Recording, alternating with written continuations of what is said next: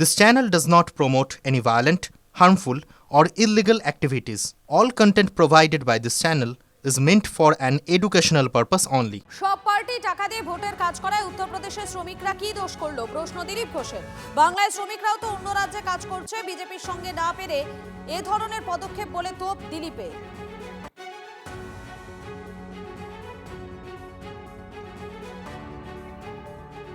Poster কে লাগাবে, তাকে ধরার অধিকার কে দিয়েছে পুলিশ? সব পার্টি পয়সা দিয়ে ইলেকশনে কাজ করায়, পোস্টার লাগায়। যে ডেকোরেটর যদি বিহার থেকে আসে, দিয়ে এখানে প্যান্ডেল তৈরি করে, তাকে ধরে নিয়ে যাবে পুলিশ। তাকে চুরি করতে, বাংলাদেশ থেকে ঢুকে এখানে লুটপাট করে নিয়ে যাচ্ছে, তাকে কিছু করতে পারছে না। যদি উত্তরপ্রদেশ লেবার এখানে কাজ করে, পশ্চিমবাংলার 50 লক্ষ লোক লেবারের কাজ করছে বিভিন্ন রাজ্যে, সেই রাজ্যের পুলিশ তাদের ধরে জেলে ঢুকিয়ে দেবে নাকি? তখন চিৎকার করবে বাঙালি বাঙালি বলে। কেন, এটা কি আলাদা দেশ নাকি? পাকিস্তান হয়ে গেছে না, বাংলাদেশ হয়ে গেছে যে কেউ পোস্টার লাগালে তাকে ধরে নিয়ে যাবে? কি পাচ্ছে না বিজেপির সঙ্গে, তাই এইসব ফালতু ইস্যু নিয়ে আসছে।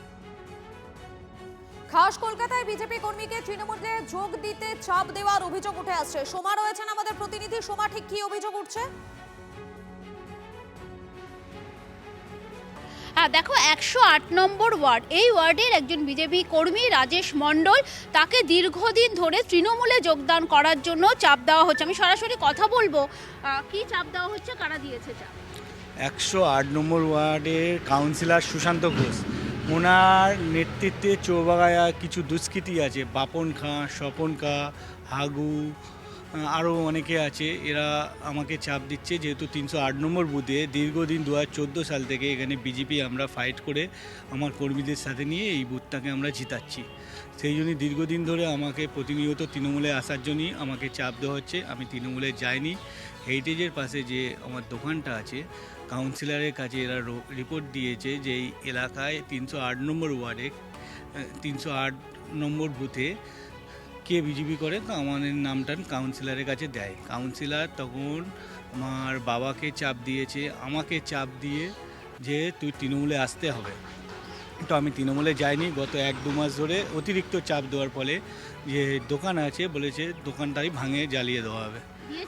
হ্যাঁ, তো 4 তারিখ নাগাদ দোকানটা পুরো 4 তারিখ রাত 2টোয় দোকান পুরো জ্বালিয়ে দেয়। তো আমরা আনন্দপুর থানায় যখন কমপ্লেন করি, কমপ্লেন থানা অফিসার নেয়নি।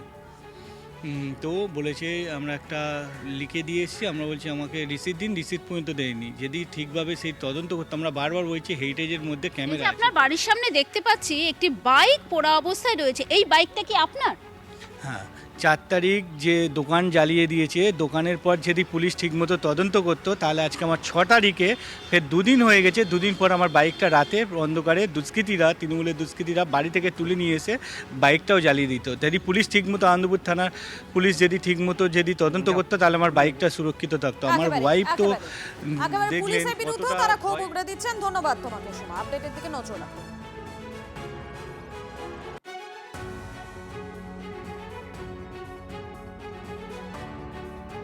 কুলতলিতে বিজেপি নেতা কর্মীদের উপর হামলা, আহত বিজেপি যুব মোর্চার নেতা, ভর্তি রয়েছেন হাসপাতালে।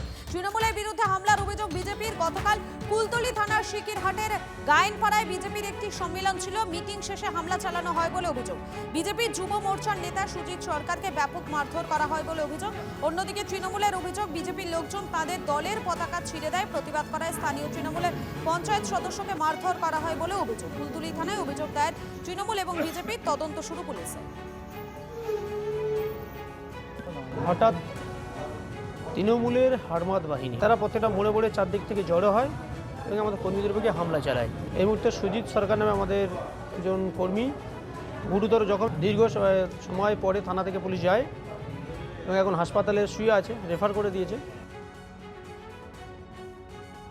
বিজেপিরা মিটিং করে টিএমসি ফ্ল্যাগ খুলে আমি প্রতিবাদ করা, আমার উপরে 20-25 জন লোক তেড়ে আসে এবং আমার জীবনে মেরে দেওয়ার হুমকি দেয় এবং মারধর করে।